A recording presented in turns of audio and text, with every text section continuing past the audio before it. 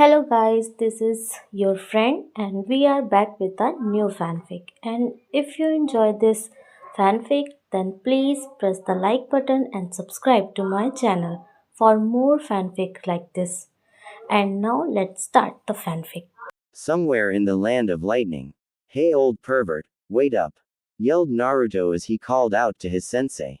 Uzumaki Naruto was a boy of 15 years of age. He had blue eyes with spiky blonde hair and three whisker marks on each cheek, wore a black and orange jumpsuit with a Konoha headband protector on his forehead. And right now was in a poor mood because of his old sensei. Said sensei was Jiraiya of the Sanin. Jiraiya was a tall man with spiky white hair tied in a ponytail that reached to his waist, and had red lines that ran down from his eyes. He wore a green kimono that was covered by a red haori. He also used a forehead protector, but unlike his young apprentice, his forehead protector had the kanji for oil, instead of the leaf symbol from Konoha like it was traditionally used by their shinobi. I told you to keep quiet, you brat. And hurry up, we don't want to stay in the land of lightning for long, said the sage to his impatient companion, not slowing his pace despite the boy's protests. And would you at least tell me why are we here in the first place? You just left me alone like you always do to go around doing your research, and next thing I know you come back and tell me we need to go at once without explanation. The blonde had an exasperated scowl on his face as he tried to keep up with his teacher's hasty pace. And the only thing you told me was to shut up while we were in these lands. What is your deal, old man? Continued to pester the blonde. Jiraiya, now as equally annoyed as his student, gave a frustrated sigh. I told you to be quiet so we can pass through this region as discreetly as possible. But fine, since you won't do that anyway, I suppose I can tell you now. Seeing as Naruto had at least calmed enough to pay attention, he started explaining. I just got a new piece of information from my spy network that could be useful and we need to address it as soon as possible, explained the Sanin as patiently as he could, which at the current moment wasn't much. So, you mean when you leave me alone you actually do something else besides preying on poor unsuspecting girls to take notes for your dirty books? Naruto's look of surprised skepticism just served to rile Jiraiya up. Of course I do. I take my job as Konoha's spymaster very seriously. Naruto still looked unconvinced, however. This little expedition of ours is for your benefit, you ungrateful brat, explained Jiraiya with indignation. Now that seemed to strike a chord with Naruto, and in an instant, his impatience was replaced with excitement and curiosity. Really? And what would that be? Arrow Senin. A new jutsu. A new training method. The boy was almost bouncing on his heels at the prospect of learning a new technique. Something like that. I just got word from a trustworthy source of something that could boost your training. Did you know that the Hachibi Jinchuriki from Kumo has complete control over his Biju? Then the sage glanced at Naruto to see how the boy responded. The information left Naruto speechless and wide-eyed for a moment. Complete control of a Biju. Was that even possible? He could control up to 3 tails while barely keeping his sanity. For Naruto, full control of a Biju was something that seemed so out of reach. If Kumo's Jinchuriki could do that, he ought to be a truly formidable shinobi. Jiraiya, on his part, found Naruto's reaction to be amusing. Yeah, amazing isn't it? And my source told me that, apparently, the Hachibi Jinchuriki learned to master his Biju in a secluded island somewhere in the land of lightning. It seems that whatever is on that island was a key factor in learning to use the Hachibi. Naruto was in complete awe at the news. Could a secret method for controlling Biju truly exist? He didn't know what to think of it, it seemed too good to be true. However, it also filled him with hope. If he managed to control that kind of power, his dreams and goals could be within his reach. He could protect his precious people, he could have enough power to become Hokage, and he could take back Sasuke from Orochimaru's grasp. Do you really think I can do it, Arrow Senin? Said Naruto with doubt, but more than that, he was afraid.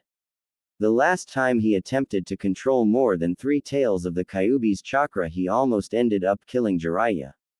It's worth checking out, kid. If it helps you to control even one more tail, it would still be worth it. Jiraiya's urgency, however, was that he was worried about Naruto's well-being. While he could say that the boy had improved amazingly in skill since he started his training trip, he was still nowhere near close to the strength he needed to take on a member of Akatsuki. They were strong. Having monsters such as Uchiha Itachi and Hoshigaki Kisame was a testament to that. If the rest of their members were even close to the power of those two, then they truly were fearsome. But the most worrying thing on his mind was that Kumo's Jinchuriki had complete control over his Biju and they still were planning on taking him on.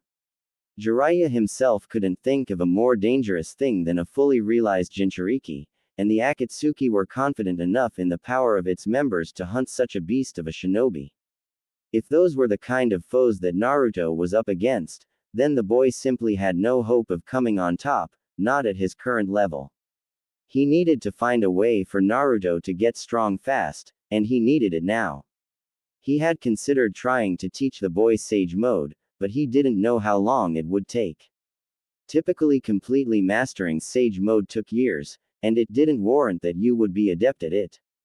If he spent that time teaching Sage Mode to Naruto and the boy didn't master it, then all that time would have been a waste, and that was a time that could have been better spent trying to make him stronger to face the Akatsuki before they made their move. With Naruto pondering on his ability to control the Kyuubi, and with Jiraiya full of worry for his apprentice and godson, the walk quickly went silent. Naruto, noting the downed atmosphere that his teacher was expelling, raised an eyebrow and couldn't help but feel curious and confused for his master's strange behavior. What's up with the old perv all of a sudden? Jiraiya soon realized that his gloomy demeanor was starting to make Naruto suspicious, so he promptly changed topics. Anyway, we should make haste and get out of the land of lightning as soon as possible. Well, at least it's land. We have to look for a boat to start searching for that island. Even if the adjacent sea is still technically part of the land of lightning, Kumo doesn't keep as many close tabs on its sea like they do on its land. All this caution further confused Naruto. But Ero Sennin, I thought we were neutral with Kumo. We are, but that doesn't mean that there isn't tension between the villages. Remember, kid, neutral just means that we aren't actively trying to rip each other's throats, it doesn't mean that we are friends. Explained the sage. Naruto just squinted his eyes and put his hands behind his head. It's just so stupid, Ero Sennin, to be always so hostile with each other for things that happened long ago, it just seems so petty. A peaceful future is a much better thing to aim for than keep an old conflict going, Dadbeo. Jiraiya responded by exhaling a long breath and putting on a hopeful expression. If only it were that easy, kid. People won't forget past wrongdoings just like that, and a lot of times they are in their right to feel that way. Remember your little Hyuga friend? That question seemed to surprise Naruto. Hinata. Yeah, what of her? He wondered what did Hinata even have to do with the current topic. Well, did you know that Kumo attempted to kidnap her when she was still a small child? Asked Jiraiya with an edge in his voice, somewhat angry at remembering that event. And your mother Kushina too, but I can't tell you that, thought the man grimly. Well, now that you mention it, I think Neji said something about it during our match in the Chunin exams, said Naruto, remembering the bitterness that the prodigy showed by the tragedy that event caused. But he still wondered what did that have to do with anything right now. But why are you asking, Ero Sennin? The Sannin responded without even looking back. Before I tell you that, I want you to answer me this first. Why do you think Kumo wanted Hinata for? Naruto once again squinted his eyes in focus, trying to think of any reason why anyone would have something against a shy girl like Hinata, and when she was a child no less. For her eyes, I think. He barely recalled the reason that Neji had mentioned in the exams. The prodigy mostly explained his father's death and not much of anything else. Jiraiya nodded, glad that his student knew at least that much. The Byakugan is one of the three great Dujutsu. Many would do anything to get their hands on such a powerful Kekkei Genkai. And what would have they done to her, Ero Sennin? Raise her as one of their own? Inquired the blonde. Naruto knew Hinata and considered her one of his precious people, and he had a strong conviction that she would never leave Konoha, not even if they tried to convert her since childhood. However, Naruto failed to pick on the real meaning of the attempted kidnapping.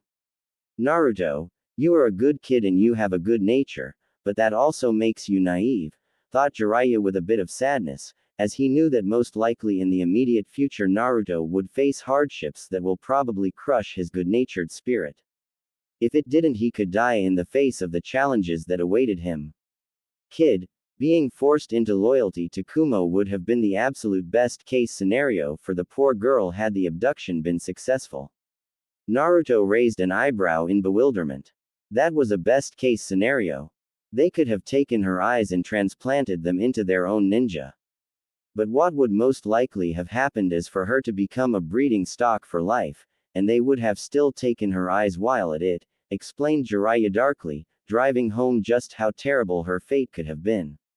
Naruto widened his eyes with horror and repulsion at the thought of something so horrible happening to one of his close friends. He finally understood the implications of the abduction. She would have been forced on birthing children for a rival village for the rest of her life. And those same children could have been used against her own home. Naruto literally couldn't think of a fate worse than that. Jiraiya, for his part, just kept walking, letting all that sink in into Naruto. After a moment, he started talking again, deciding to reveal the point of his questions. I'm telling you this so you can get an example of why it's so hard for ninja nations to get along. That attempt on your friend was thwarted, but there are countless other terrible things done between ninja villages that never are. Kumo isn't even the village that we have the worst relationship with. This topic of conversation put Naruto in a depressed mood, but he was still compelled to ask. Then which one is? That would be Iowa. And by far. In the last war, there was too much bloodshed on both sides, the scars are still too fresh for it to be any other way. But as you know, we won the war, so they are the ones that suffered the most casualties. To this very day, most Iowa shinobi would rather cut off their hand than shake it with a Konoha shinobi. Finally, Naruto kept quiet, his down mood not leaving any more wish in him to keep talking. While Jiraiya was glad that Naruto finally decided to be silent in their walk through Lightning Country, he felt a bit guilty for making the normally cheerful boy so somber. I'm sorry kid, but those are the sort of things we must deal with in our ninja world. You have inherited my wish to look for a way of achieving peace between our nations, but you will have your work cut out for you. Still is important that you keep these kinds of things in mind. That was Jiraiya's last thought as they were arriving at a clearing to start preparing camp, as the evening was upon them. Neither Jiraiya or Naruto realized that in one of the trees in the proximity, just out of sight, a Venus flytrap-like figure emerged from it, seemingly separating from it as if they had been one being.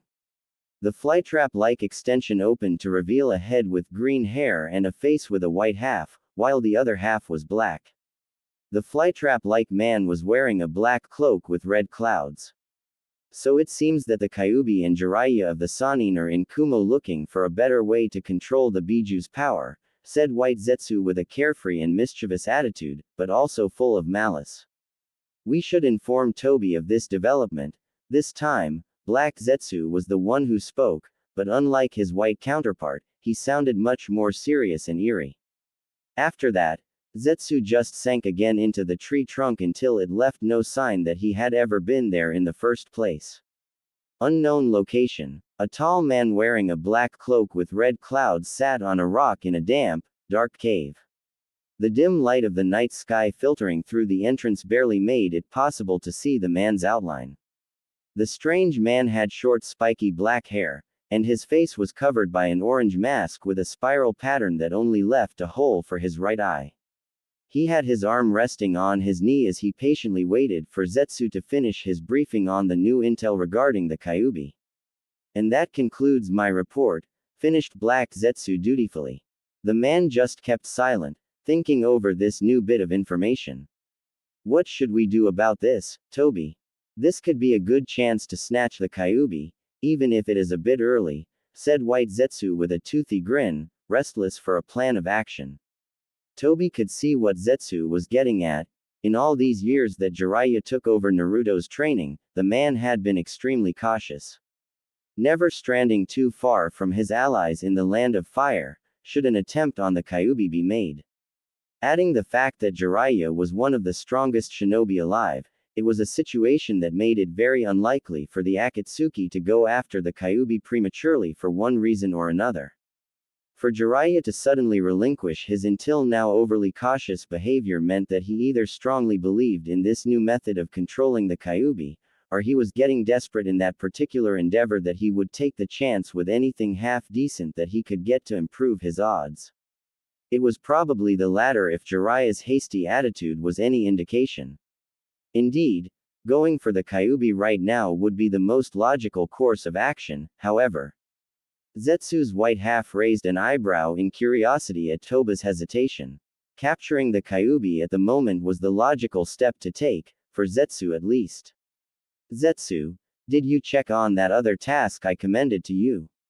Whatever Zetsu was expecting Toby to say, it wasn't that. Well, inquired Toby once more, expectant for the plant-like man to continue. Black Zetsu was the first to compose himself. We did. Is just as you suspected. Ever since Kumo's perfect Jinchuriki became public knowledge, the other nations have started to keep a closer watch on their Biju. They don't want to be left behind in the development of their Jinchuriki. As a consequence, the security for them has been exponentially increased. Black Zetsu finished and left his white half to elaborate. Most of them aren't a problem, however, the Yonbi and the Gobi are going to be an issue. It was just as Toby had predicted. Even if the villages were tightening the security around their Jinchuriki, only those two presented a problem. The Ikibi was the case cage. He was always going to be under Suna's full protection anyway regardless of what the other nations were doing. But Suna was the weakest of the 5 great ninja nations. Even with all their security, the only real threat was the Ikibi himself, and Akatsuki could handle him. The Nibi and the Hachibi weren't nearly as closely watched, as Kumo was arrogant in their current position of having a fully realized Jinchuriki to feel as if they were invincible. They could attack while they were careless and capture them both and quickly escape before Kumo had any chance to retaliate.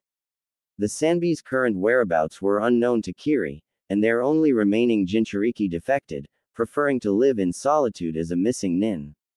Taki was attempting to protect the Nanabi, but they were a minor village and pathetically weak to boot.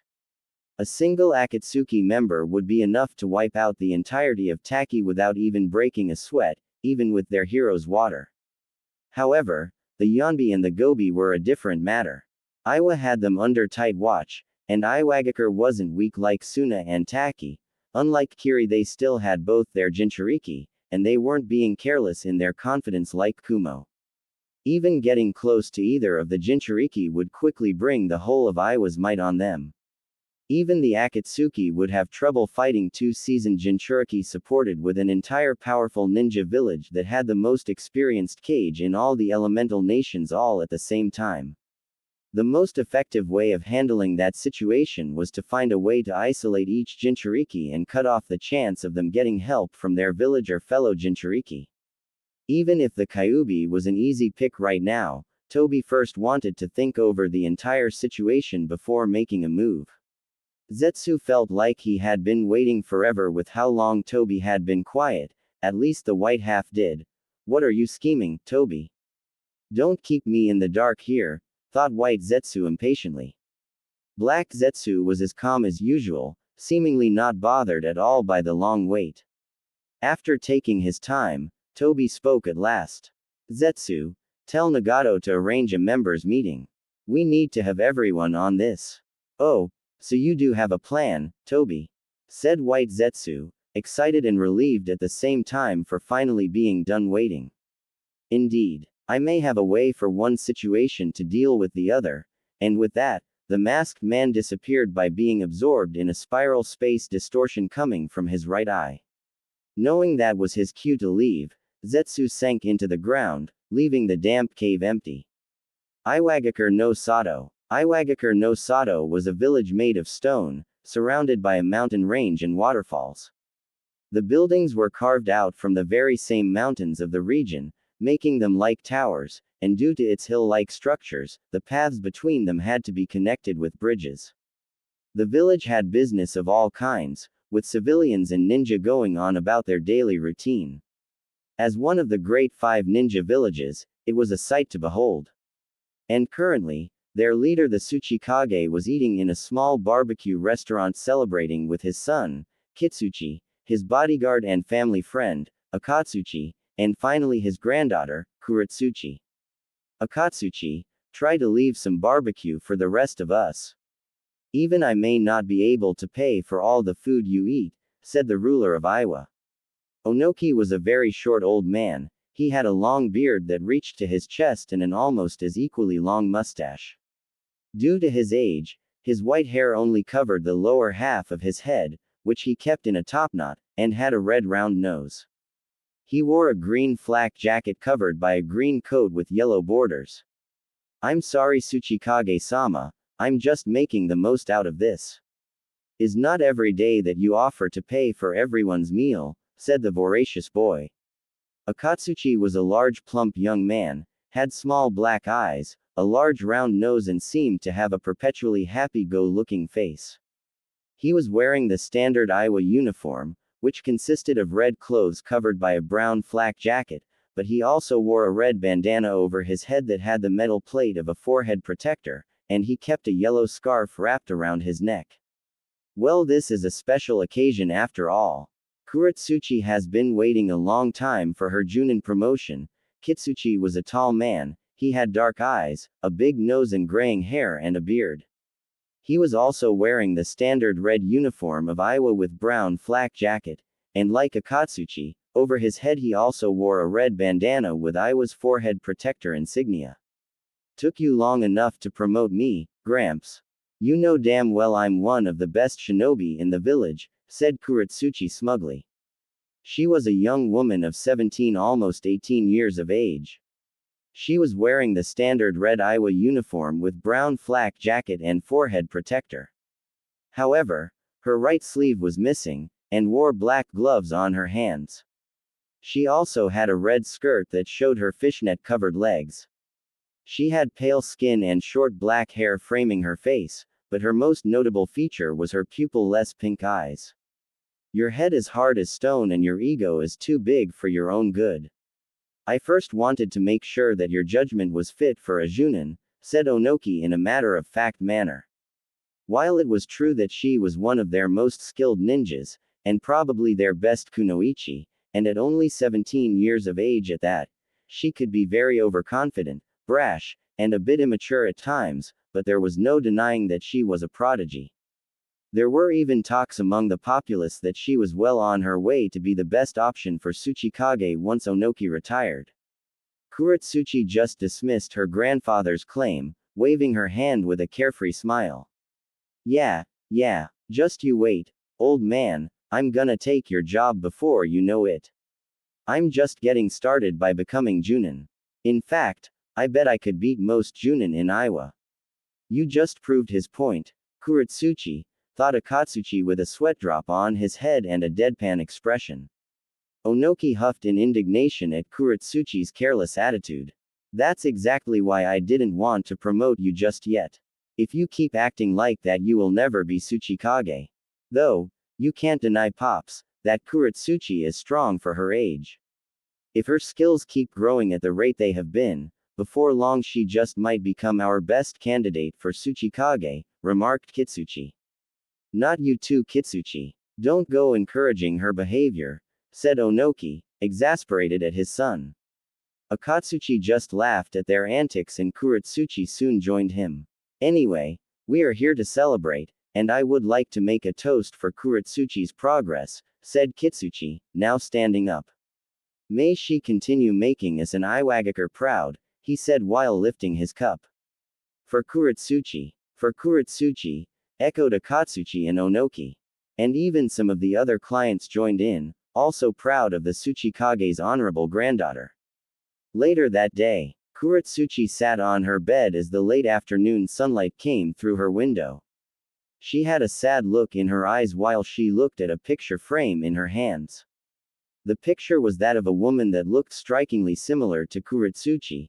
In fact, if it hadn't been for her long hair and her more mature look, she could have been a carbon copy of Kuretsuchi. In the picture, she had a serene but joyful smile while she gazed at a small bundle in her arms that could only be a baby. The tomboy just kept stroking her fingers on the borders of the frame, wondering what would her mother say if she could see how far she had come in her shinobi career. I got promoted, Mom. Junin, just the same as you, she sorrowfully tough with a sad smile as she kept staring longingly at the image of her mother. Wherever you are, I hope you are watching me. On my honor, I swear I'll make you proud, thought the girl with sadness. She always knew you were going to be a splendid kunoichi. Kitsuchi's words momentarily startled Kuretsuchi. She had been so immersed in her thoughts that she failed to notice her father in the doorway. Dad, I didn't know you were there. I was just flustered. She quickly put the photograph on her nightstand. She hated when others saw her moments of vulnerability, even if it was her dad. There is no need to feel embarrassed. Missing the people important to you is not a weakness. I myself think about her every day, said Kitsuchi with a faraway look in his eyes while he leaned on the wall. Kuretsuchi didn't know if missed was the right word to use. To miss someone, you had to remember the person. She had been too young, barely a year old, when her mother died, that she couldn't recall her. If it weren't for her photograph, she wouldn't even know what she looked like. Her mother was just finishing her maternity leave when she went back to fighting on the front lines. After that, it wasn't long until the war reached its culminating point and she went with the intent of fighting for a better future for her newborn daughter, only to be slaughtered by Konoha's yellow flash. Her mom had always been the missing element for the true family that Kuretsuchi never had. She loved her father and grandfather, but her grandpa was the Tsuchikage and didn't have much time for them. Meanwhile, her father had his hands full doing his duty as a shinobi and trying his best to raise his daughter properly by himself. And considering her only friend was Akatsuchi, she was essentially raised among men, which was probably the reason for her tomboyish attitude. And even tough she liked the way she was just fine and wouldn't change her personality for anything, the fact still stood that she always longed for a mother figure in her life. She debated a bit before asking, Dad, how was my mom? Was she as great as everyone says she was? Said Kuretsuchi with a melancholy that was rare in the normally brash and carefree girl. Kitsuchi adopted a tender look as he looked at the sky through her window, reminiscing of times long past. No, she was better. She was the most amazing woman I've ever met. Also the most beautiful. In fact, in that department you take completely after her. Thank God for that, said Kitsuchi with a small smile, to which Kuretsuchi replied with one of her own. She was calm and collected, but also kind, loving and nurturing. She was a true lady, said the man. Well, I definitely didn't inherit any of that, replied his daughter with a forced laugh. Kitsuchi glanced at the girl appreciatively. You are both great in your own right, Kuretsuchi. And I know that she would be very proud of the woman you have become and the one you have yet to become. She wanted nothing more than to watch you grow up, and loved you with all her heart. Kuretsuchi's eyes were moist at her father's words.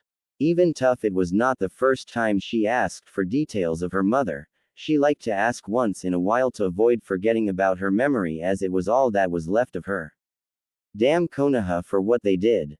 And damn the yellow flash for taking away her mother and with her the family that never was. Iwa should make Konoha pay for their sins, Dad. We are strong, we could crush Konoha. The yellow flash is not there anymore to save them this time. We should make them feel the same suffering that we do. Blood should be repaid in blood, said the girl darkly with a fierce look in her eyes. The cold rage in Kuretsuchi's pink eyes made Kitsuchi feel uncomfortable. He gave her a disapproving look and tried to reason with her. We have talked about this before, Kuretsuchi. Konoha also lost a lot of people in the war. The damage both nations sustained was so great that I'm just glad we are still standing at all. The young woman's anger just grew at her father's words. How can you leave them off the hook after all they did to us, Dad? Thought the girl in repressed rage. How can you forgive them so easily? Are you fine just leaving everything like this? Maybe you didn't care about Mom as much as you. The strength of the slap that interrupted Kuratsuchi was enough for it to be heard in the whole house. She lifted a gloved hand to her reddening cheek as she looked at her dad with a shocked expression. How dare you talk to your own father like that? I miss her like you can't even imagine. She was the love of my life. But it's precisely because I loved her that I know the pain of loss, and I would never wish to put our people through the horrors of war again. Kitsuchi was all but shouting. The rage in Kuratsuchi was so strong now that she finally snapped at him. You and Gramps are just cowards. If I ever become Tsuchikage, I will do what we should have done a long time ago and give Konoha what it deserves. Instead of hitting her again like Kuratsuchi expected, Kitsuchi just stared at her with the biggest look of disappointment he had ever given to her. Maybe Dad is right. With that attitude, you don't deserve to be Tsuchikage. And with that, Kitsuchi just turned and walked out of her room, leaving Kuratsuchi alone and seething with anger. Fine. You can keep being Konoha's bitch for all I care. She then took a step forward and smashed the door shut as soon as her father left, before throwing herself at her bed and buried her face in her pillow, staining it with wrath-induced tears. Just you wait, I'll become Tsuchikage one day and I will burn Konoha to the ground. The Tsuchikage's office. Onoki had had a long day, but he was finally wrapping up the last stacks of paperwork. He was finishing later than usual, as his little get-together with his family put him behind in his work. He was about to call it a day when he got a knock on his door. He groaned at his rotten luck. Was a little rest too much to ask? He gave permission to enter and through the door, stepped in one of his anbu, his porcelain mask of an animal signaling him as such. Speak, Hawk. It's been a long day, so out with it, demanded the tired old man. The Anbu got on one knee and lowered his head as a sign of respect to his leader. Forgive my late intrusion, Tsuchikage-sama, but I have urgent news for your ears only. Onoki raised an eyebrow in curiosity at that. Is that so? And what would this urgent news be, if I might ask?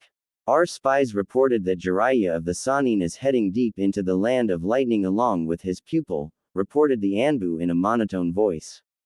The Tsuchikage looked unimpressed and at the border of exasperation. I fail to see what is so urgent about it. I don't care what Jiraiya does, and he is in the land of lightning, let Kumo deal with it. It's not our problem. What is important to note is his apprentice. He is training the Kyuubi Jinchuriki, continued the Anbu. Now, that got Onoki's attention. The Kyuubi, you say? I see, thought Onoki, understanding what it meant. It was a biju for the taking. If they captured the Jinchuriki, extracted his biju and sealed it in one of their own ninja, they would not only reduce Konoha's military might, but Iowa would become the only village in all the elemental nations to have 3 biju. Even Kumo would have to be wary of them, perfect Jinchuriki or not. It was a golden opportunity and the idea was appealing, however. I see where you are coming from. But he is being guarded by Jiraiya of the Sannin, and he is no pushover. The amount of men we risk by sending them against Jiraiya is too high. And that is without taking into account that we would be trespassing into Kumo's territory. Should we fail, we risk starting a war with 2 other nations while throwing away military assets, explained Onoki. There is another detail and is perhaps the most important. Our spies have managed to find out that the boy not only is the Kyuubi Jinchuriki, but also the only child of Konoha's Yellow Flash himself, continued the Anbu in the same even voice. The Tsuchikage's eyes bulged out of his head at the news and got up on his chair with a single jump.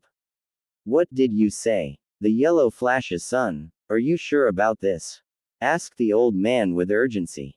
The Anbu stood up and pulled an envelope out of his flak jacket and handed it to him. That is a picture of the boy, the resemblance is uncanny.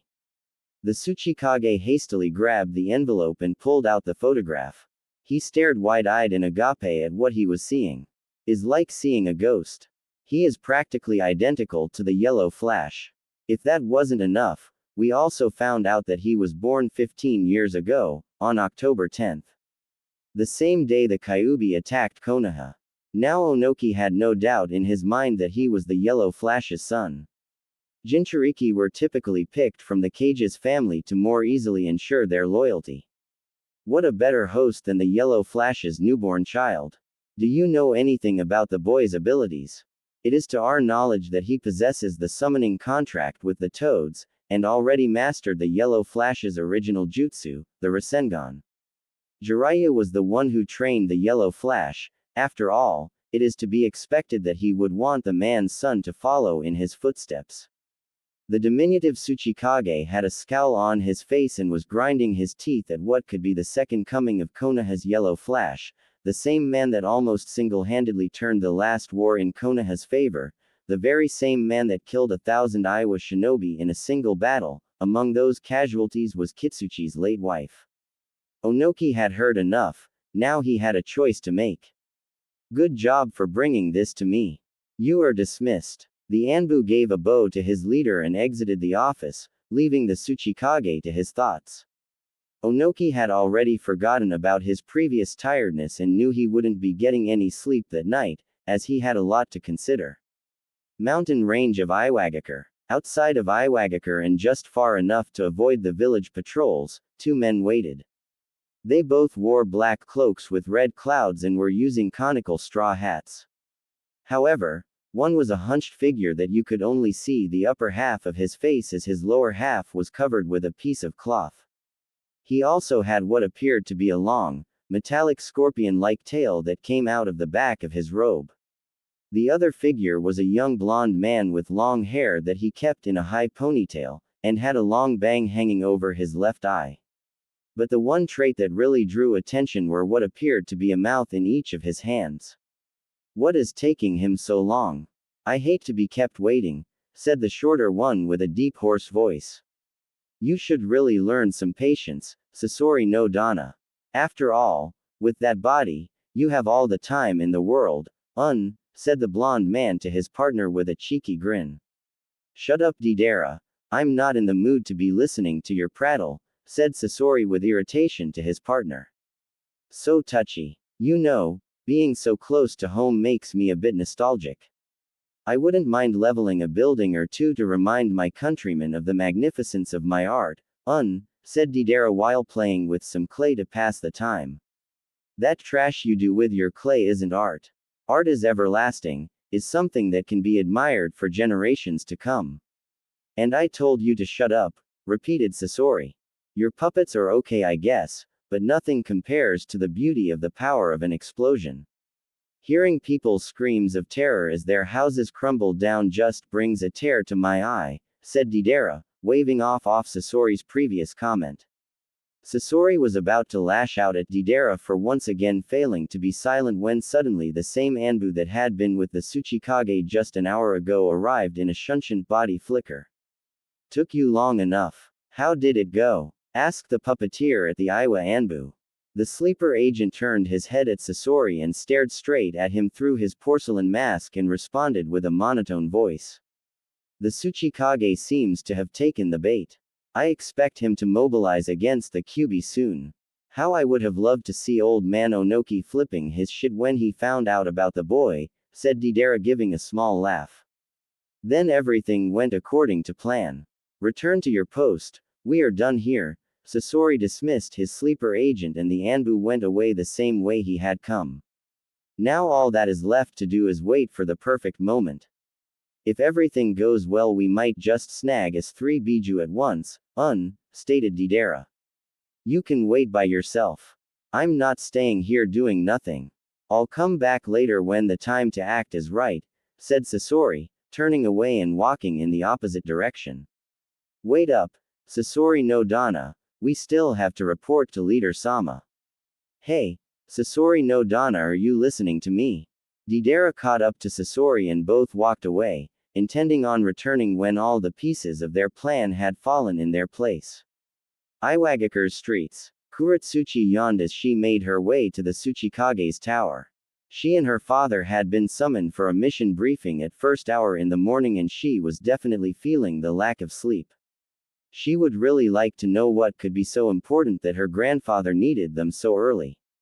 They were two of his finest ninja, so she doubted it was for some trivial task, at least she hoped so. Having to get up at such an hour was bad enough, but having to endure walking with her father so soon after their argument the day before was too damn awkward for her. As they were arriving, she noted more shinobi besides them entering the tower too.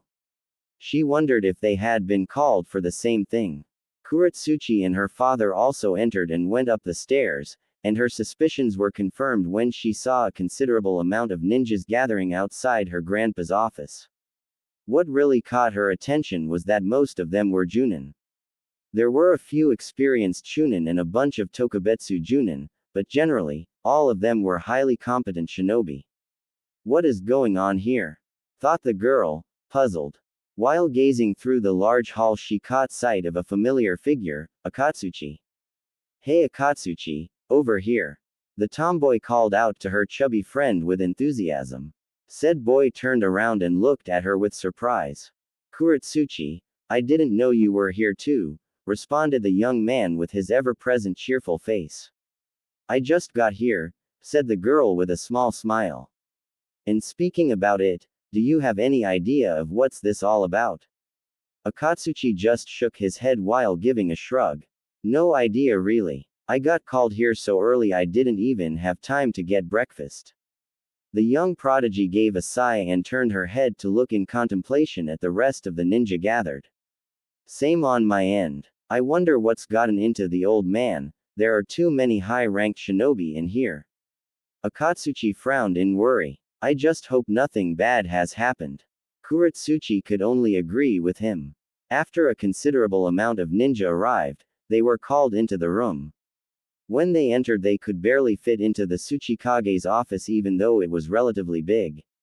After Kuretsuchi managed to find a spot for herself between Akatsuchi and her father, she saw her grandpa floating over his desk with his gravity jutsu. He was wearing his brown Tsuchikage hat with the kanji for Earth, and had a stern and serious face, which only reinforced her suspicion that whatever was happening was something big. Onoki scanned the room, looking briefly at every one of the ninjas present. After confirming everyone's attendance he gave a curt nod to his secretary, who then proceeded to close the door behind her as she left. The small man cleared his throat and went straight to the point. I know you are wondering why I summoned you here. And that is because it has recently come to my attention that Jiraiya of the Sannin has been training the Kyuubi Jinchuriki, and has currently entered the Land of Lightning for reasons still unknown. Most of the shinobi in the room had looks of confusion at the news, not understanding why that information was relevant. But Kitsuchi and a few of the more experienced Junin started to catch up with their leader's intentions. Oh no dad, you wouldn't, thought Kitsuchi, fearing where this was going. The Tsuchikage continued, not caring for their reaction. This leaves Konoha's Biju the most vulnerable it has ever been. Your mission is to track down Jiraiya and his apprentice and retrieve the Jinchuriki. Do what you will with Jiraiya, but the boy has to be brought back alive to extract the Kyuubi. Due to the delicate political nature of this mission, along with Jiraiya's strength and the threat of a Jinchuriki, this mission is classed as S rank. A collective gasp was heard at the details of the task at hand. Having to face a Sannin and a Jinchuriki, while at the same time risking starting an open war with another nation was something to be nervous about, even if it was at Konoha's expense. Kuretsuchi on her part couldn't have a wider grin. Her first S-rank mission. And a chance to take Konoha down a peg or two. She was as ready as she could be. Onoki was just about to wrap up the briefing. You will meet at the village gates in an hour. Aside from all of you, I have recalled some of the Anbu with low priority missions to help you, their skill is more required at the moment. Kitsuchi will be the commander of this force. If there are no questions, you are all dismissed, finished the cage and waited for them to either go or voice a concern.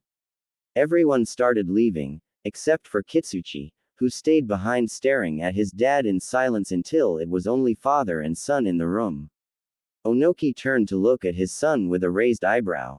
It's something the matter, Kitsuchi. Kitsuchi's face turned into a look of incredulity at his father's words. You ask what's the matter? This mission a mistake, that's the matter. You are risking starting a war when after all these years recovering from the third war we are finally at our former strength.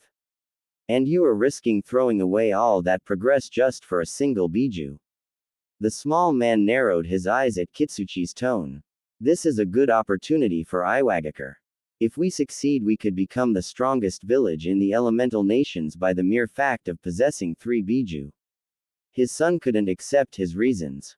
I can see that, but the risk is too great, is not worth it. I know you, Dad, I know that there has to be more to it than that. What are you not telling us? Demanded Kitsuchi. The Tsuchikage frowned, deep in thought. Should I tell Kitsuchi? He's smart, I may be able to trust that he won't do anything stupid, concluded the small man. Close the door, he said plainly. His son got curious about his sudden change in attitude, but he complied nonetheless. When they sensed that no one was around anymore and the door was closed, the Tsuchikage started speaking again. What I'm about to tell you doesn't leave this room. You can tell no one, not even Kuretsuchi, no, especially Kuretsuchi. Do you understand? The old man looked intently to emphasize his point. Kitsuchi was getting on edge at the odd secrecy, but he nodded in understanding. Onoki closed his eyes and gave a loud sigh. The Kyuubi Jinchuriki is the Yellow Flash's son. Kitsuchi adopted a bewildered look, showing his reluctance to believe it. That can't be. The Yellow Flash's son. Are you totally sure about this? His father nodded and raised his hand. He was holding a picture of a blond boy. I have received good intel on him, along with this picture. Kitsuchi looked over the photograph and widened his eyes in surprise. He looks exactly like that man. How are we just learning about this? And that's not all. It seems that Jiraiya has been training him in his father's techniques. If we don't act now, in a few more years Konoha might have the next Yellow Flash that also happens to be the Jinchuriki of the Kyuubi. The Yellow Flash was bad enough. Imagine how the war would have been if that man had had the strongest of Biju boosting his already lethal skills, explained the small cage, displeased at remembering their bitter defeat at the hands of that man. Kitsuchi was silent in shock, and suddenly he realized why his father couldn't reveal this in the meeting. We need the boy alive if we are to extract the Kyuubi, and the hate for his father is too great in the hearts of Iwa shinobi. Had they know who the boy was they wouldn't even concern themselves with keeping the Jinchuriki alive. He knew that if Kuretsuchi found out she would go at the Jinchuriki with the only intent to gut the boy and watch him die a slow death. Heck, he didn't know if he himself could resist the temptation to get retribution for his dead wife. That boy was the Yellow Flash's flesh and blood, after all. Making him pay for his pain would be the closest thing he could get to justice. But he would never put his men in danger for something as petty as revenge, it wasn't worth it. I understand what you are saying, Dad. And even though going for the boy would bring some justice for our fallen soldiers, for my wife, I still can't accept risking another war. However, you are the Tsuchikage, if this is really your final say I can't do anything but comply, said Kitsuchi with finality. Onoki stayed firm nonetheless, not swayed at all by his son's attempt to change his mind. Glad to hear that you at least know your place. Now go, you have a mission to accomplish. Kitsuchi made his way out of his father's office, a look of resignation and disappointment marring his features. There was nothing left to do but to execute his orders to the best of his abilities, for he knew that if he failed, the consequences would be severe. Merchant Island in the Land of Lightning. It had been a few days of traveling from small island to small island looking for information to find yet another island. Naruto was getting tired of going around asking people in all these villages only to find dead ends, and on top of all that, they had to constantly keep a low profile while at it to avoid catching the eye of Kumo Ninja. All in all, it was a pretty tedious experience for the orange-clad blonde. He was sitting on a bed in an inn's room that he and Jiraiya rented for the day when he heard the door open and saw his master walk in. You are finally back, Ero Sennin. Did you learn anything of use this time? Asked Naruto, hopeful for any kind of advance. He was so tired of going around in circles. Jiraiya scratched the back of his head nervously, knowing that Naruto wouldn't like what he learned. Well, apparently the island we are looking for is a dangerous place used as a training ground by Kumo. It is crawling with dangerous wildlife, giant hostile animals and the like. It's practically Kumo's version of our forest of death. As expected, Naruto blew up. Say what? How did your precious contacts forget to get that tiny little detail? Their own forest of death was bad enough, and this one was on an isolated island in the middle of a rival ninja nation. That was where they were so eager to get to. His master raised his hands in a placating manner at the outburst. Easy there, brat. I know it may be a bit dangerous, but if it gives us a real shot at controlling more of the Kyuubi's chakra, then is a risk worth taking. Naruto wasn't having any of that. Tough. Not if we are dead. The stupid fox is not worth risking our heads over it. And I don't know about you, but I'm sick of searching blindly for a place that we aren't even sure is gonna help us. I'm done. I'm going back to the land of fire and you can't stop me, finished the young man and started to pack his belongings. Jiraiya finally lost his temper. The pressure from both the imminent danger his student was in for running low on time looking for their last hope was already thinning his patience. Now his student's behavior was the straw that broke the camel's back. The Akatsuki are coming for you, dumbass! Shouted the sage with a fierceness rarely seen in the old pervert, making Naruto stop his rant as he was too stunned by his master's rarely seen temperament. They are coming and you aren't ready. I'm sorry, Naruto. I really tried to put you at a level that would be acceptable to defend yourself against them, but the truth is I failed. You stand no chance against them as you are now. This is our best shot to ensure that you are strong enough when the time comes, and so far I have no better ideas. By the end of his argument, Jiraiya's mood had changed from anger to depressed at finally admitting his failure in preparing Naruto to defend himself. Naruto was speechless at his master's revelation. While he already suspected that he wasn't strong enough to take on an Akatsuki member head-on, he had hoped that at least he could hold his own. But judging by what Jiraiya said, he would be no match at all for any of them. Now he was just as depressed as his old teacher. He felt as if his training had been for nothing. They sulked in silence for a bit until Naruto asked with a sullen voice and his head down. Heard anything else that could help us find it? Jiraiya also waited for a bit before answering. The island is on top of the shell of a giant turtle, that is why it's so hard to find. Let's just go, mumbled Naruto with resignation. And so with their spirits down, they were off to continue their search for the elusive island. Now both of them hoped more than ever that whatever was in there would be able to help them, as it was their last hope for their training trip. Unknown location. Toby once again sat alone in a cavern, going over the current situation in his mind, and so far everything was going according to the plan. The Tsuchikage had sent a large elite force with a lot of his most skilled shinobi in pursuit of the Kyuubi, and among those in the force were most of the Anbu patrols usually guarding the Yonbi and Gobi. Now getting close to the Jinchuriki wouldn't be a problem with the meager defenses left protecting them. All that was left was for Zetsu to confirm when the assault unit went too far past Iwagakure's border that they wouldn't be able to help once the Akatsuki made their move. Speaking of the devil, at that moment the flytrap-like man materialized out of the ground. He turned to Toby, ready to inform his leader of the development of their scheme.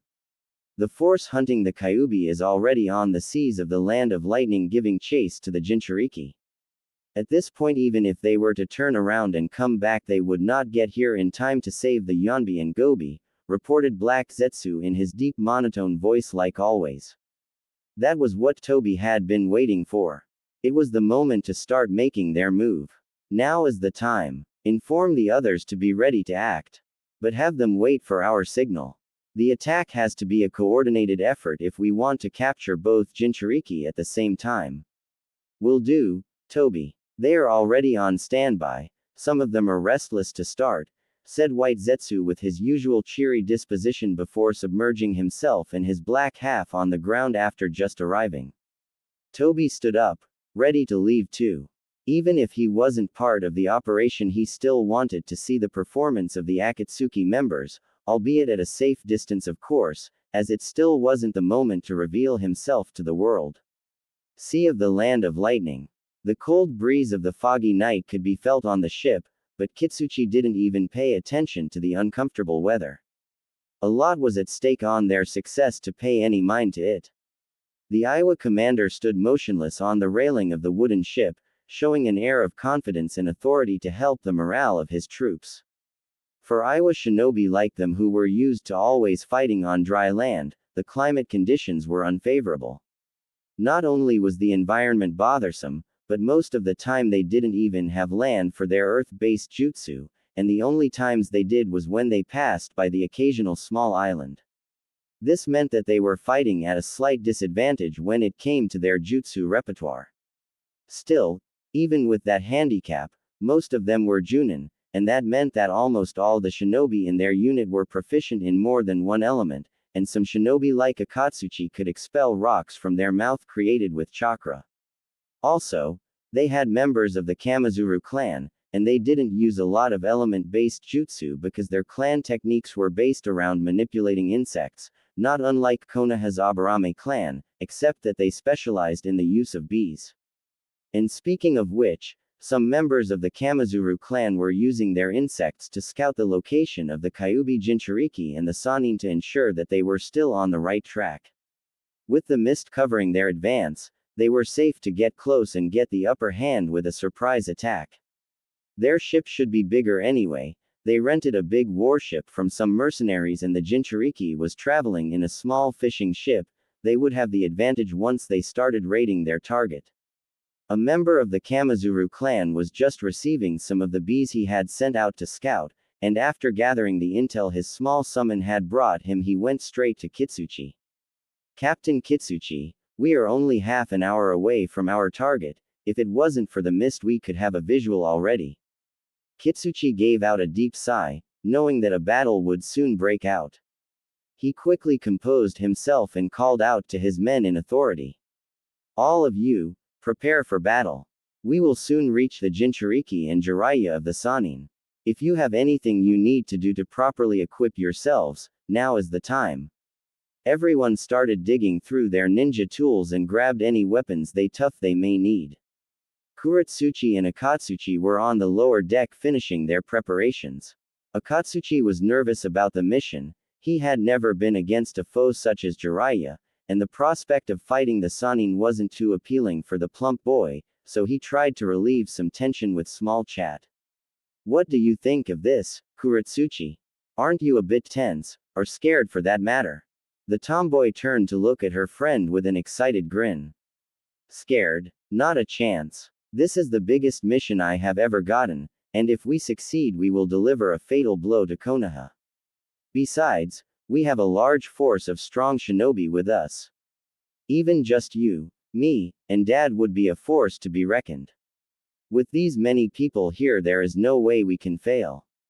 And on top of that our targets are an old man and an inexperienced Jinchuriki. How hard can it be to beat them with our forces? Said the girl with the confidence she was known for. Even with his friend's reassurance, Akatsuchi didn't feel any less nervous. I hope you are right, Kuretsuchi. The Sannin are supposed to be some of the strongest shinobi in the world. And we are always told to be wary of Jinchuriki regardless of their experience. The girl gave an unconcerned huff. We'll be fine, you worry too much, Akatsuchi, said the girl as she finished strapping her sword to her waist. Akatsuchi decided to drop the subject, knowing that he obviously wasn't convincing his friend about the dangers of the mission. He instead focused on something else that caught his attention. By the way, Kuretsuchi, that's not your usual sword, is it? I have never seen it before, he said, pointing at the sword on her hip. It looked like it had seen some use as the handle was worn out even if it still seemed solid. Kuretsuchi put a gloved hand on the handle and took the weapon out of the scabbard. Oh, this. Yeah, this was my mother's. I had it stored away. I didn't want to use it until I became Junin and was skilled enough to honor her memory, she explained while examining the blade with a tender look as the blade showed the reflection of her pink eyes. Akatsuchi looked at her with a kind look, imagining how much the blade had to mean to the girl. Don't worry about a thing, you are a great kunoichi. I'm sure you will have no problem honoring her memory. Kuretsuchi put away the weapon and coughed in her hand, knowing that she probably showed more vulnerability than she intended. Well, that's enough of that. This is not the time to be getting mushy. Come on, we are just about to engage the Konoha bastards. We can't be down here when that happens, she said as she started going up the stairs to the upper deck. Akatsuchi went after her and soon joined everyone, with his worry returning at remembering the upcoming fight. Naruto shivered at the cold air. He was getting tired of this weather. He hadn't seen so much mist since his fight with Zabuza, and he couldn't say that he had missed it. Ero Sennin, are you sure that the giant turtle was around here? It's cold as hell out here and I can't see a damn thing, said Naruto before sneezing loudly. Jiraiya was leaning on the railing, trying in vain to spot anything around them using the small telescope that he usually used to peep at girls with. You heard the old man that lent us this ship. He said that he saw an immense island around these parts that seems to come and go as it pleases. If that's not an island on a turtle, I don't know what else could explain that. Unless it's a haunted island or something. Naruto bleached at his master's words. Haunted Island. Like with ghosts and stuff. And now that he thought about it, maybe the haunted island would explain the mist and the cold. Now his shivering got even worse, and not because of the bad weather. He started pacing from one side of the deck to the other, looking scared and on guard for anything suspicious. Jiraiya gave an exasperated sigh and turned around to scold Naruto. Would you quit that? You are such a superstitious brat, you know that. He put the telescope away and regarded Naruto with an incredulous look. Ghosts aren't real, Naruto, I was just joking. Seriously, what kind of shinobi gets scared of that? That got the Jinchuriki to stop pacing and tried to act tough in an effort to save face. Scared? Me? Of course I'm not scared, Ero Sennin. Who is scared? Uzumaki Naruto is scared of no ghosts, he finished with a rather unconvincing smile, which only made Jiraiya look at him with a deadpan expression, obviously not believing him at all. Suddenly Naruto perked up. Hey Ero Sennin, look. I can see something. Could it be the island? He said while pointing at the distance. The Sannin got a curious look and glanced over where Naruto was pointing at, and he could indeed see a silhouette through the mist. However, it wasn't big enough to be what they were looking for, but it was still rather big, but that was probably because whatever it was close. Soon the silhouette revealed itself to be a large ship, at least 10 times the size of their own. Jiraiya narrowed his eyes in suspicion at the ship's abrupt appearance. They both stared at it for a moment before they heard the ship's crew yell. Charge! Get those Konoha scum! Suddenly a large squad of Iowa shinobi started raiding Jiraiya and Naruto's ship. Jiraiya widened his eyes in alarm at the unprovoked attack. Oh hell no! Naruto, prepare to fight, this is an ambush! Yelled the old master at his pupil. Naruto looked equally as shocked before snapping himself out of it and formed a single hand seal for his favorite technique. Taju Kage Bunshin no Jutsu. Multiple shadow clone technique. In an instant, their small ship was bursting with copies of Naruto. The doppelgangers charged with a battle cry, clashing with their enemies midair and matching their numbers. Soon Jiraiya joined the fray along with Iwa's strongest members of their unit, and the sea became a battlefield. Iwagakure no Sato. Onoki was restless knowing the delicate mission that he had entrusted his son and granddaughter could put Iwa in a terrible position should it go awry. It made his nerves eat him from the inside. He didn't even care about his stacking paperwork for his mind was so clouded with worry over the success of such a delicate task. He only hoped that Kitsuchi's fears didn't come true. Suddenly one of his chunin entered through his door with urgency. Tsuchikage-sama, there's an emergency, you should come immediately. The young man was so worked up that he didn't care to ask for permission to enter. Onoki jumped in his chair at the intrusion. What's the meaning of this? You better have a good reason for barging into my office in such a manner, said Onoki, angry at the disrespect of his subordinate. Even his leader's foul mood didn't deter the young man from his haste. It's Han and Roshi, sir. Something is wrong with the Jinchuriki. The Tsuchikage got upset upon hearing that.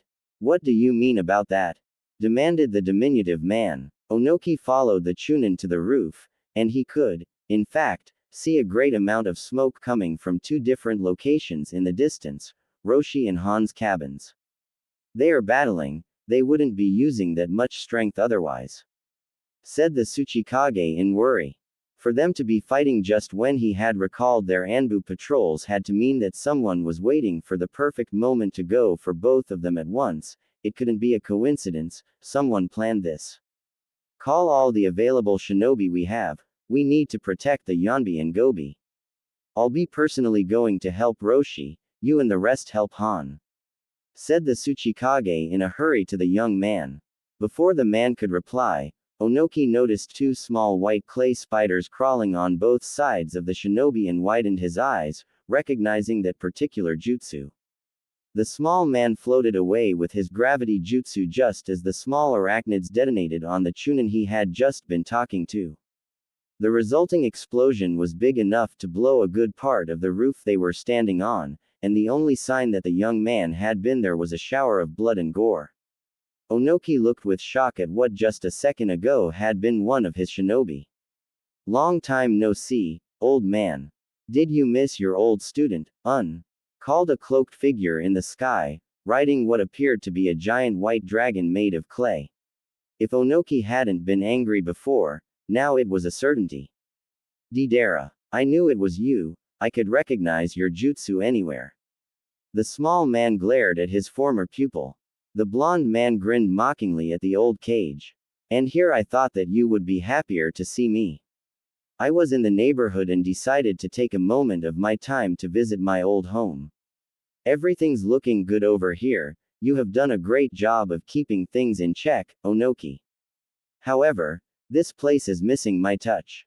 But no matter, that's nothing a couple C1 won't fix, Onoki leveled himself with his attacker using his gravity jutsu and took a glance at the attire of his former student. That cloak, so you are a member of Akatsuki now. A little slow on the update, old man. I have been a member for a while now, said Deidara, careful to keep his distance. He knew better than anyone that you shouldn't underestimate Onoki. The Tsuchikage knew about the Akatsuki. They were a mercenary group that always performed splendidly and practically never failed an assignment, and they were incredibly cheap to boot. Onoki himself had used their services several times in the past, as he couldn't argue with the results they delivered.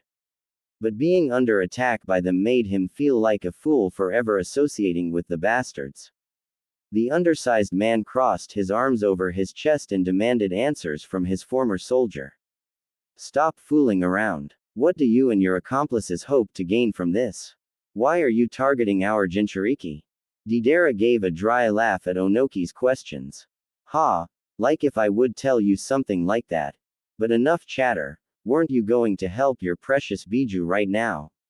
Come on, don't mind me, you go ahead. Well, that is if you don't care to leave me here while I give Iwa a new makeover, said the blond man while he started molding more explosive clay with the mouths in his hands.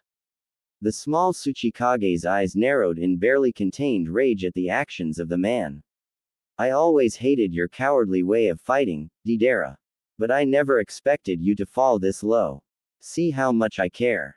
Try to keep up, old timer, And so Deidara gave a sharp flip on his dragon and quickly started circling Iwagakure, all while dropping his bombs on civilians and ninja alike, their screams of terror and agony filling the air. I'll have your head for this, Deidara, yelled a now vivid Onoki, and started giving chase to the mad bomber, maneuvering through mountains and buildings as the self-proclaimed artist continued to bomb the city. Take this, you fucking traitor. Jinten. Genkei Hakuri no Jutsu. Dust release. Detachment of the primitive world technique, a small conical light started forming between the old cage's hands, before expanding in a straight and large beam of light going directly for the terrorist. Deidara halted brusquely the advance of his giant clay dragon, barely dodging the beam. Relief washed over him at avoiding such a deadly jutsu. As the Tsuchikage's former student, he knew that technique destroyed at a molecular level. If he was hit by that, there was no chance of surviving. Damn, that was a close call. Way too close for comfort.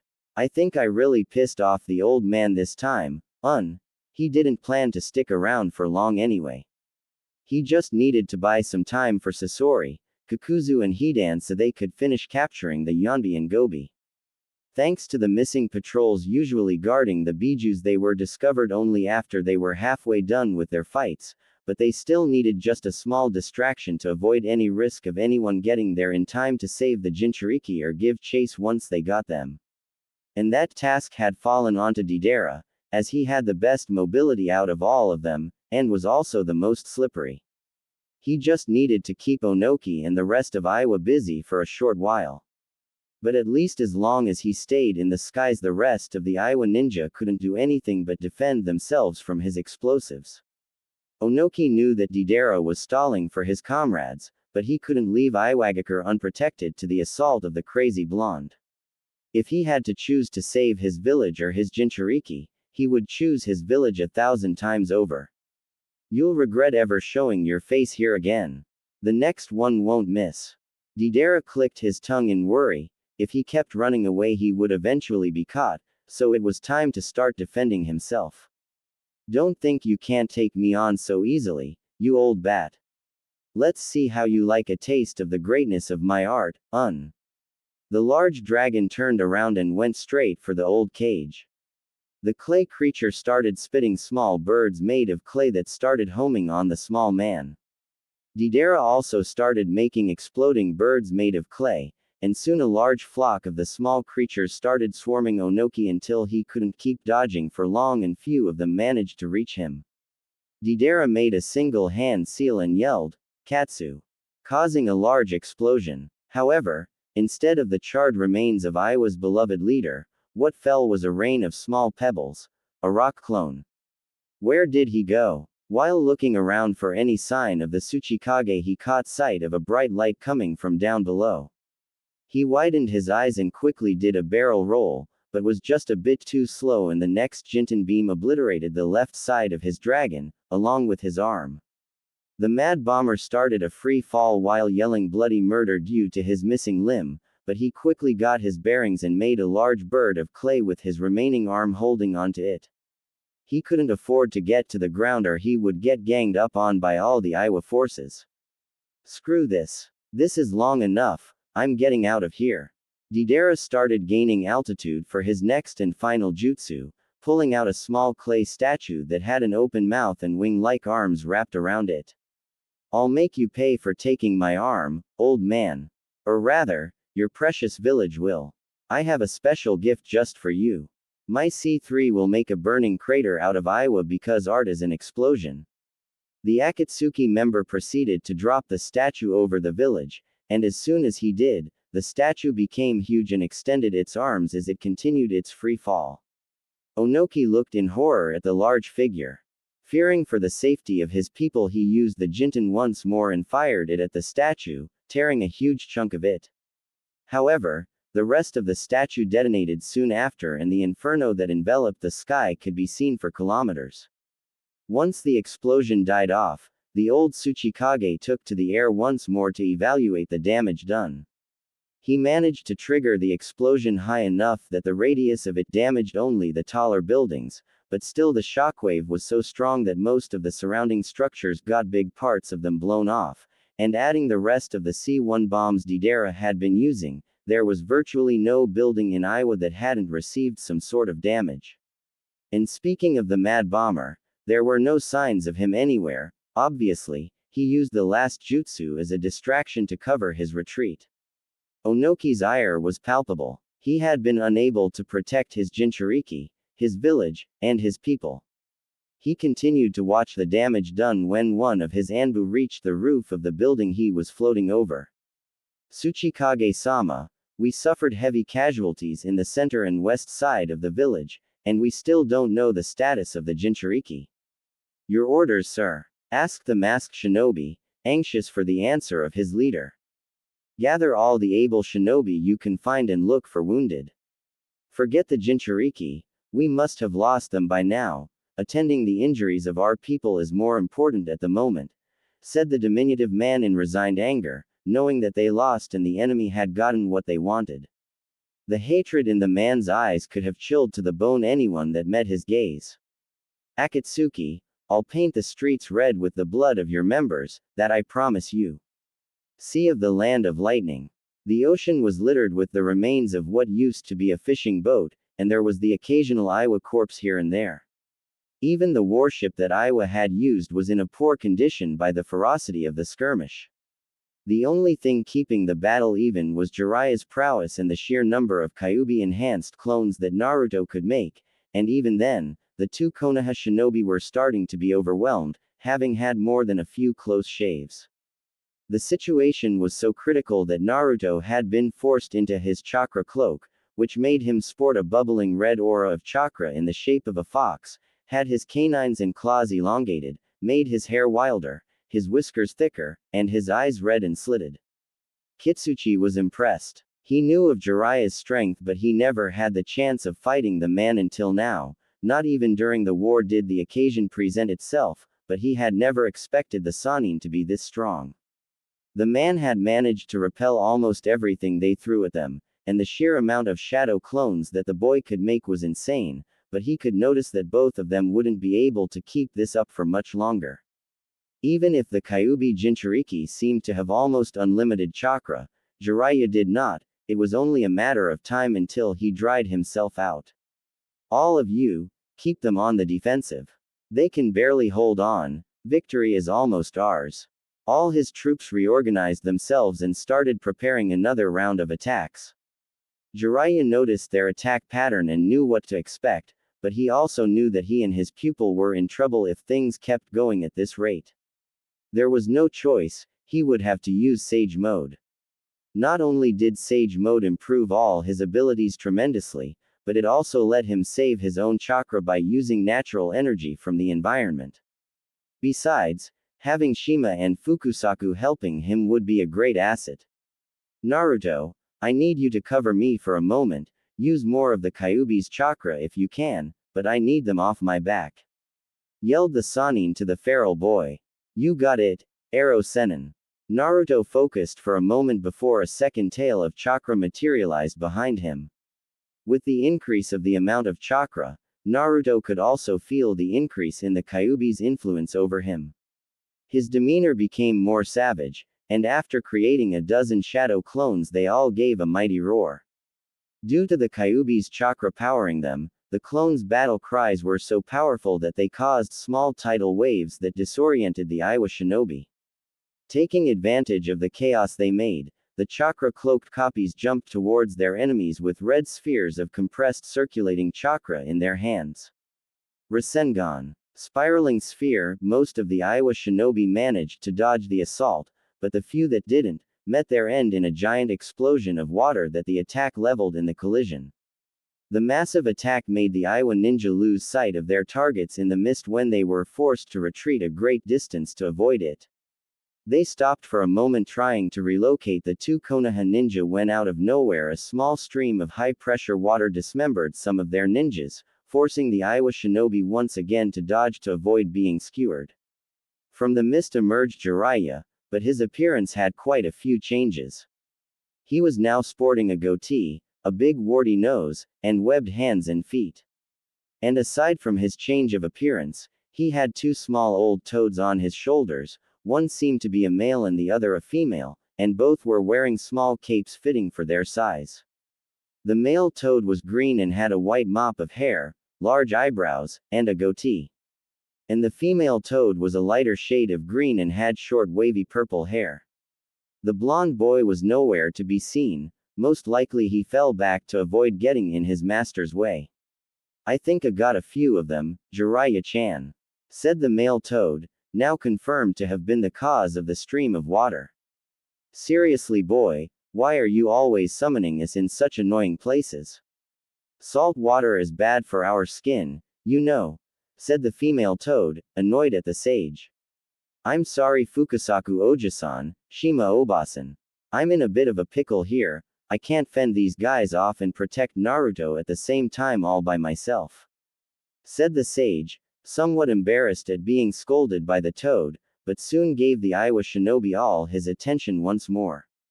Now, you bastards, I'll show you what happens when you mess with the great Jiraiya, boasted the old pervert while making a dramatic pose, which earned him 2 punches to the face, courtesy of his amphibian friends. Don't yell on our ears, you moron, chided the couple in unison. Some of the Iowa shinobi took advantage of the distraction that the Sannin and his summons were making and started charging Jiraiya head on while doing hand seals for their jutsu.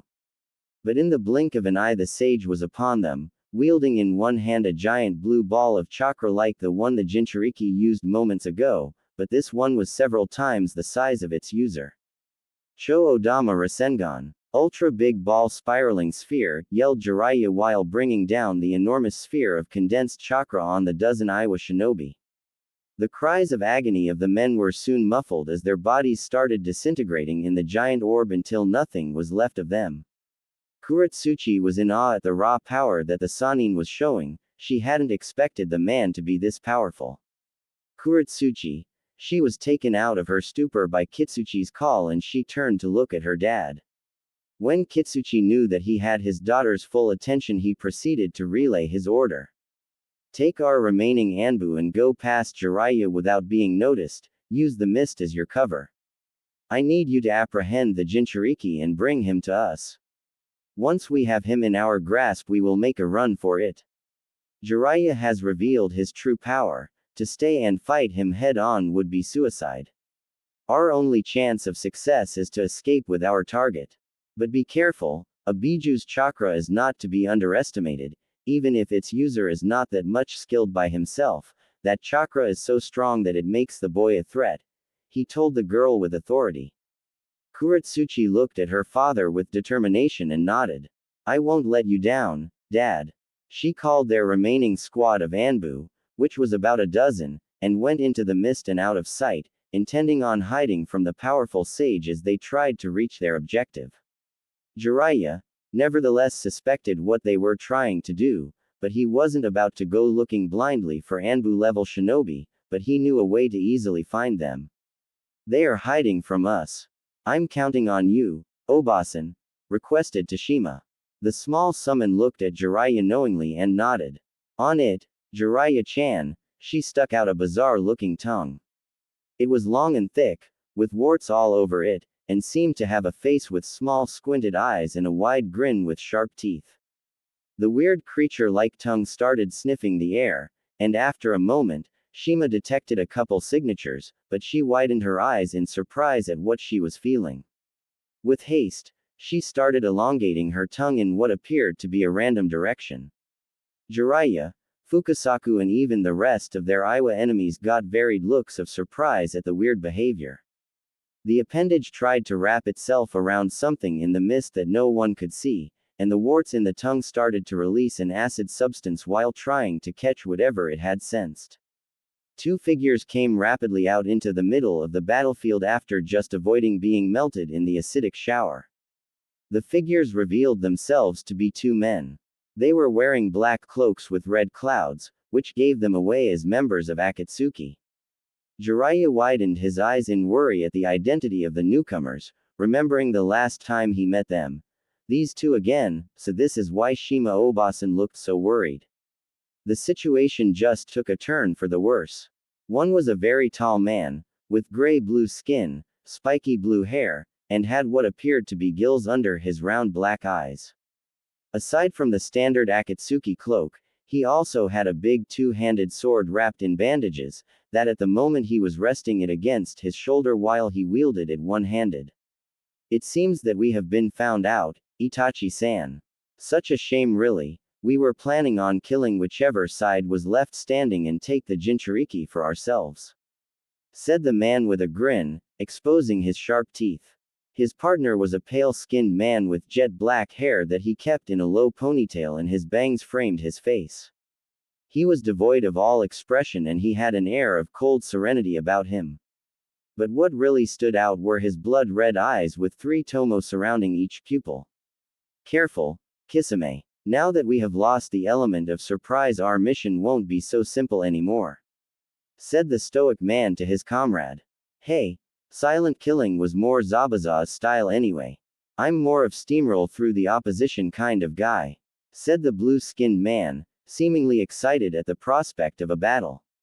Meanwhile, Kitsuchi was filled with dread at the turn of events. Not only did they have their hands full with Jiraiya, but now 2 other monsters decided to appear with the apparent intent of killing everyone there save for the Jinchuriki. Jiraiya was the first one to react. He puffed his chest and exhaled a huge quantity of ignited oil. Kaden. Dienden. Fire release. Big flame bullet. The already big flame was made even bigger with both toads using wind jutsu to enhance the flames. The amount of fire starting to quickly cover the area made the Akatsuki members and the Iowa shinobi jump to save themselves from burning alive. Kisame had a wide grin at the intense start to his battle and focused his sights on the Sannin. I guess I'll go for the biggest prey first. He lunged at the sage, but before he could reach his intended target, a large fireball forced both him and Jiraiya to split. Recognizing his partner's jutsu, he turned to Itachi with a puzzled look. What's gotten into you, Itachi-san? That could have hit me, you know. Don't fight Jiraiya in his current state, Kisame. He is filled with natural energy at the moment. If you try to absorb it with Samahata, you could end up dying. Only a sage can withstand the effects of natural energy, explained Itachi impassively. Leave Jiraiya to me, you go after the Kyuubi, he is our #1 priority, said Sannin, cursed under his breath in annoyance. Had Itachi not intervened, Kisame could have taken himself out. The shark-like man put on a face of disappointment at having to sit out the main brawl. No fair, I always get the boring jobs. But I guess it can't be helped. He sighed before resigning himself to his task. Fine, I'll leave these guys to you then. I hope that the Kyuubi puts a bit of a fight at least. He left so fast that only a blur could be seen when he took off. Both Kitsuchi and Jiraiya looked worriedly in the direction the man had left, knowing that their daughter and godson respectively, were over there. But as they were about to give chase to the swordsman, a large curtain of black flames blocked air path. They looked at the remaining Akatsuki member, knowing that he must have been the cause of such technique. That's the same jutsu he used 3 years ago to escape my Gamaguchi Shibari, Toad Mouth Bind, remembered the old sage. At the time, he had been forced to seal those flames away as they didn't seem like they could be put out. What is that? I have never seen a fire like that before.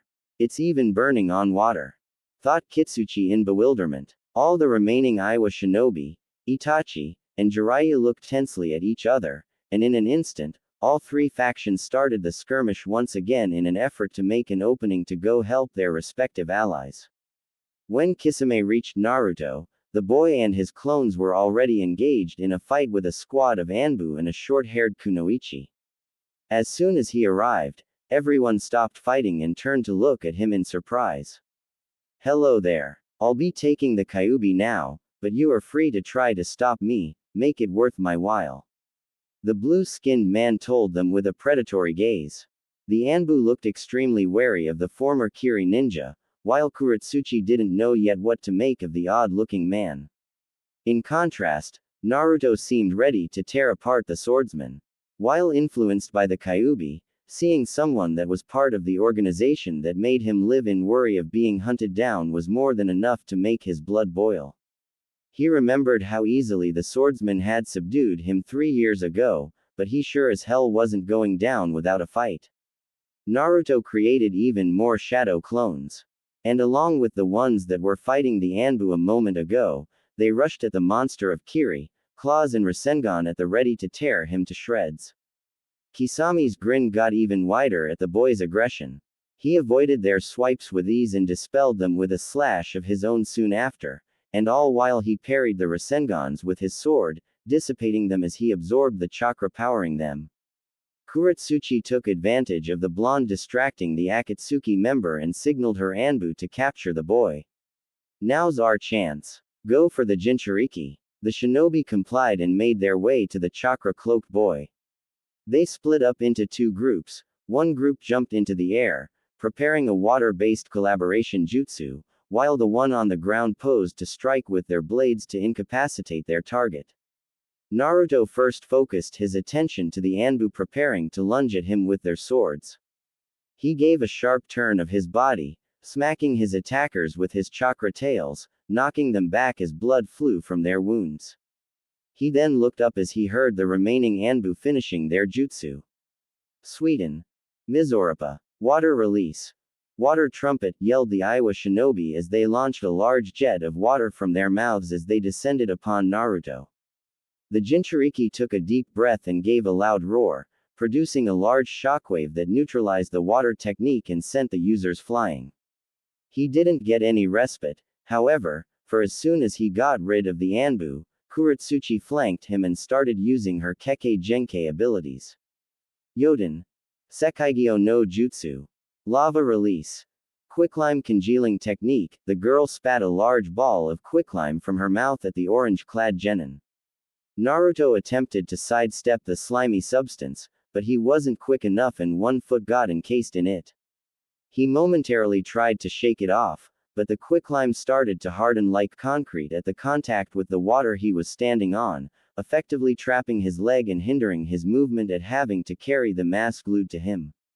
Kuretsuchi saw that her Anbu were starting to come back, having finally recovered from the previous attacks. Feeling confident in having a backup, she pulled out her mother's sword and charged Naruto, intending of cutting his tendons to subdue him. But in an instant, Kisame appeared between her and the boy after finally finishing off the clones. He gave a powerful slash with Samahata that she just barely managed to block with her own sword, but still the force of the blow sent her flying and she crashed into the water and sank into the ocean at the brutal throw. The Anbu looked in worry at the quick dispatch of the Tsuchikage's granddaughter. Lady Kuretsuchi. They proceeded to surround the monster of Kiri, ready to get revenge for the girl. Kisame glanced around him in boredom at the Iwa shinobi. You are annoying. This isn't fun anymore, you are all a bunch of weaklings. He wasn't smiling anymore, all in all, he seemed to be done playing around. After a moment, all the shinobi circling him attacked at the same time, stabbing their blades into the vital organs of the Akatsuki member, which coughed up blood and rolled his eyes into his skull. The Anbu gasped in surprise when the seemingly dead Kisame turned into water as they were holding him in place with their swords. Sweden. Daikoden no Jutsu. Water release. Great shark bullet technique. When they heard the technique, they turned around too late to see a giant shark made out of water approaching them at high speed. They didn't have time to dodge as the giant water creature crushed them all in his jaws with a large chomp. All the Anbu were swallowed by the shark as it dived into the water, taking them along and leaving a stunned Naruto face to face with the Akatsuki member. He took them out as if it was nothing, thought Naruto in horror at the strength of the shark-like man. Now that I finally got rid of these pests, come with me like a good little Jinchuriki. If you resist, you'll just make it harder on yourself. I have orders not to kill you, but no one said anything about maiming, said Kisame, having lost all interest in fighting an unworthy opponent. Naruto stared silently for a moment before recovering his determination. He wasn't gonna give up, even if the situation seemed hopeless.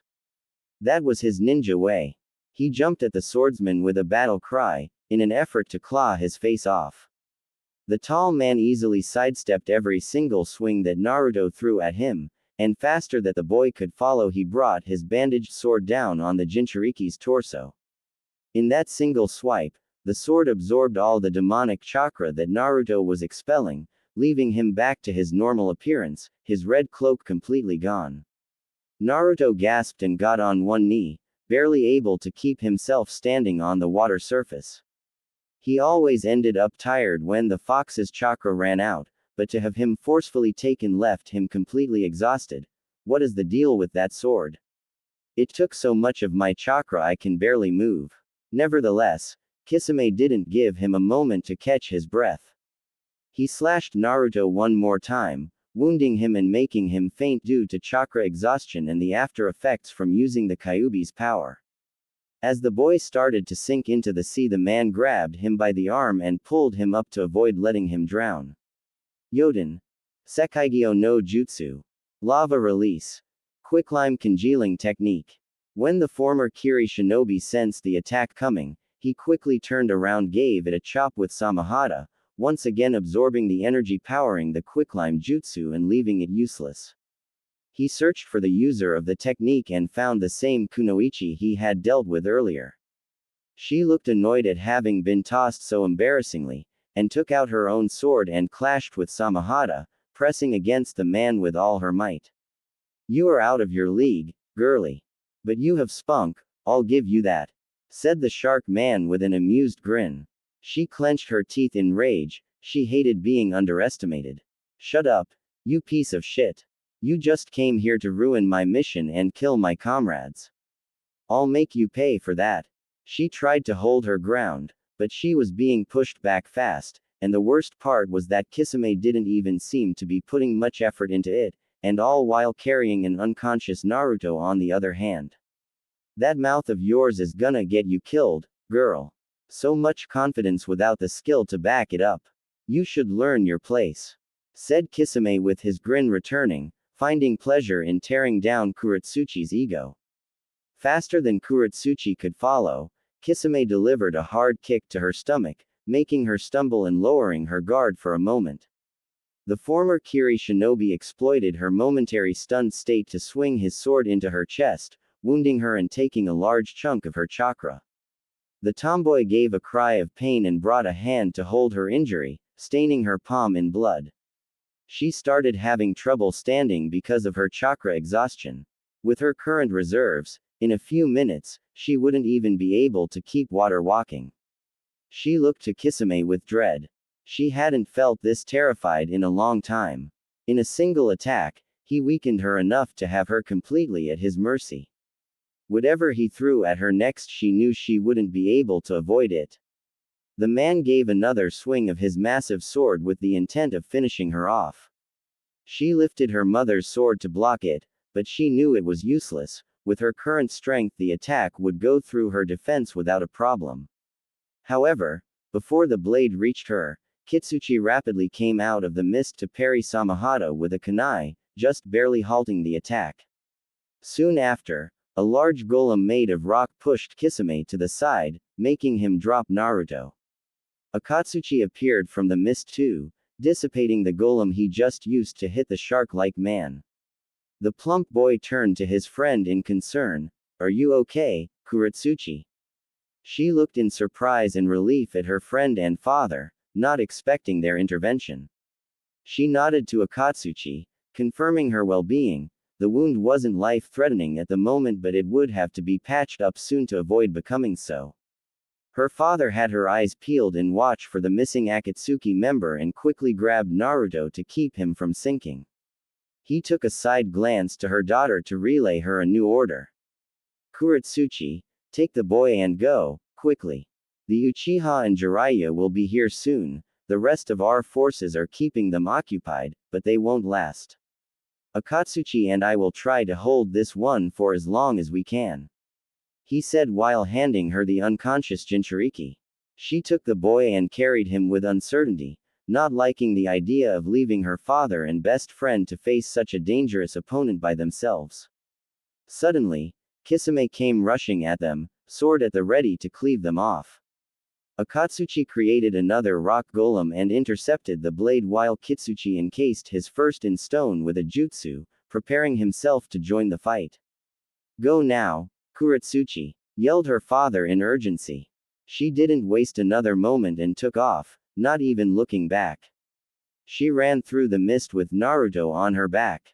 She could barely keep a decent pace with her low chakra and the open wound on her chest, but she continued nonetheless.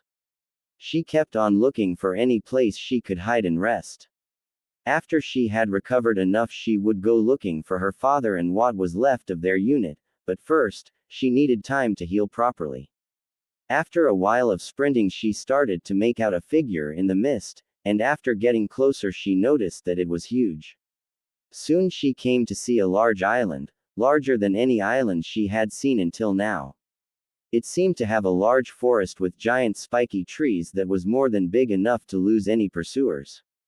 She wondered how she hadn't seen it before. With its sheer size, it should be hard to miss, even with the mist. But right now she didn't care about that. She was glad to have found a place to rest. Itachi was busy looking for his partner as he expertly dodged the jutsu his attackers were sending his way. After his battle with Jiraiya of the Sannin and the Iwa ninja went on for a while, his enemies reached the conclusion that Akatsuki was the main threat to take care about. Fighting Jiraiya was difficult all on its own, but fighting the sage and the Iwa shinobi at the same time was a dangerous business, so he had been forced to flee and attempt to regroup with his partner. When he found Kisame, he was fighting two other Junin from Iwa, and by the looks of it, he was winning. Kisame looked as fresh as ever. Meanwhile, Kitsuchi had a couple gaping wounds on his leg and torso, while Akatsuchi was on all fours barely clinging to the water surface due to a deep, bloody injury on his back. When the blue-skinned man noticed Itachi, he flashed his normal toothy grin, glad to be reunited with his comrade. "There you are, Itachi-san. I was wondering what was taking you so long to catch up. I feared that Jiraiya had gotten the drop on you. We have to hurry. Jiraiya and the rest of the Iwa squad are trying to get us first before they kill each other." "Where is the Kyuubi?" asked Itachi impassively. Even tough he seemed to be in a hurry, he still acted calm and collected. Kisame put on a sheepish look at the question. "Oh well, you see, he kinda managed to get away. Some kunoichi took him and made a run for it. I couldn't follow her while I dealt with these guys." "I see." If Itachi was annoyed, he didn't show it. "We fall back then. Jiraiya and the rest will be here shortly. If the Jinchuriki isn't here, there is no point to keep fighting. Like I'm letting you bastards get away again." Jiraiya and the two toads finally arrived, closely followed by the rest of the Iwa ninja. Shima and Fukasaku were already preparing their next jutsu, Senpo, Gomon. Sage Art. Gomon. After taking a deep breath, Jiraiya and his two summons spat a combined solution of oil, fire and wind, creating a sea of burning toad oil that threatened to boil the two men alive. Kisame quickly made some hand seals and spat a great amount of water from his mouth in an effort to counter Jiraiya's technique. Sweden. Bakusui Shoha. Water release. Exploding water colliding wave. The large amount of water coming from the former Kiri ninja became a gigantic wave as it added the water from the ocean to its already massive volume. The two jutsu clashed with great force, making the sea shift violently as a large quantity of steam rose from the crash. Jiraiya and the Iwa shinobi waited a moment for the steam to clear. The conflict had lasted so long that the sun was already up and the mist had started to dissipate too. When the view was clear again, they managed to see both Akatsuki members riding two sharks made of water. The creatures were incredibly fast in the ocean water, and in moments the two men vanished into the horizon, leaving Jiraiya and the Iwa platoon in the middle of the sea. The Sannin and the remaining Iwa ninja stared warily at each other, waiting for their battle to resume. But before such a thing could happen, Kitsuchi stepped forward with a limp and started talking to the toad sage. "The Jinchuriki was lost in the chaos. We don't know where he is. We could keep fighting until we are all dead, but right now is pointless to continue. We are willing to back off if you are." Kitsuchi knew that it wasn't completely true. While they didn't know exactly where the boy was, he knew that he was still in Kuratsuchi's care. But their first priority was finding his daughter and the Jinchuriki. Fighting Jiraiya was too dangerous and would be an unnecessary waste of time. He didn't think they could win against the Sannin either. So all in all, avoiding further confrontation was in their best interests. Jiraiya was enraged at the audacity of asking for a truce when they were the cause of this mess in the first place. "You are the ones that attacked us. You are responsible for separating me from my student and gave the Akatsuki the perfect opportunity to attack. So no, you aren't getting off the hook that easily. The livid Sanin looked ready to slaughter them all. Jiraiya-chan, I agree with them. We should focus on finding your pupil instead. Intervened Fukasaku before his summoner started the fight anew. Pa is right, boy, we have no more reason to keep fighting. And besides, finding young Naruto is more important right now. Shima tried to reason, thinking the same thing as her husband. Kitsuchi and his men were tensely waiting for an answer from the Sanin, ready to defend themselves should he not desist. Jiraiya meanwhile was grinding his teeth in ire. He wanted to get payback for all the trouble the Iowa bastards had caused, but he knew that logically the small toads were right. Finding Naruto was of utmost importance. It had way more priority than getting revenge on his attackers. After a bit of internal conflict, he decided to withdraw. Fine. But don't think this is over. The Hokage will be hearing from this, and she will bring dire consequences to you all. Spat Jiraiya with venom in his voice before vanishing in a body flicker. Kitsuchi and the rest of the remaining shinobi let out a sigh they didn't know they had been holding, relieved at being alive. However, Kitsuchi soon called out with authority once more. No time to rest just yet. We have to find Kuretsuchi and the Jinchuriki before Jiraiya does, so move it. At their commander's order, all the men scrambled to look for the missing girl. But despite looking for hours they couldn't find a thing. They didn't even know where she could have possibly gotten herself into. There was sea as far as the eye could see, so hiding places weren't even nearby. It was as if she and the boy had just disappeared.